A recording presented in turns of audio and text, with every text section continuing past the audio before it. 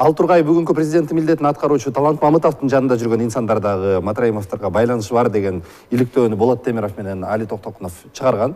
Ошол иликтөө боюнча кандайдыр бир реакция болдубу, Али? Реакция болду. Мамытов ооба менде иштеген, бирок Матраимовдун тууган экени билингенден кийин 2019 жылдын майында, июнунда бошотуп ийдик дейт. Бул күлкү келерлик, бул анекдот сыяктуу жооп да.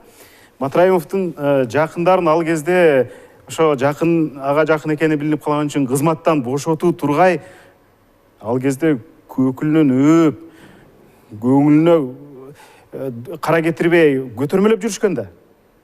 Анан бул күлкү келерлик жооп да. Көрдүк го ошол эле президенттин азыр милдетин аткарып аткан Талант Мамытов комиссия түзүп алуу убагында Матраимовду кандай калкалап, иликтөөчү журналисттерди кандай каралаганын көрдүк го. Мамлекеттик машинаны жалаңай иликтөөчүлөргө каршы иштетип, коррупционерлерди ошол спикер, комиссиянын төрагасы, керек болсо президент баш болуп коргоп келбедиби, факт сурап. Өмүрбек Исакович айтты эле. 5 октябрга чейинки интервьюлардын биринде Матраимовдор президент Жээнбековдун түбүнө жетет жакынкы жылдар деп. Ал жакынкы жылдар эмес, жакынкы айлардын ичинде ишке ашып кетпеди. Күндөрү ишке ашып кетти да. Азыркы бийлик дагы булар менен мышык чычкан ойногон сатат да. Эгерде дагы ушундай улана берсе, эл бардыгын көрүп турат да. Азыр эчтегени жашыра албайсың. Эгерде ушундай улана берсе, Матраимовдор булардын дагы түбүнө жетет. Туурабы? Туура. Сиз айтып аткан адамдар боюнча мен кубаттайм. Кармап, күнөөлөрүн далилдеп, алар уурдап кеткен каражаттарды, алар мамлекетке келтирген чыгымдарды кайра кайтаруу бул азыркы элдин ишенимине ээ болом деген бийликтин ыйык милдети. Бирок деген жери бар да. Өмүрбек мырза айтып кеткендей, коррупциянын символу, мен коррупционерлердин ана башы, атаманы деп келем. Матраимов баштаган.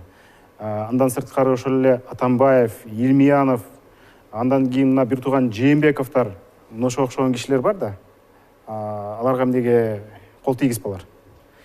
Алар эмне азыр кустурабыз деп атпайбы, алар эмне бир түкүрүп койсо ошого эле ыраазы болобу.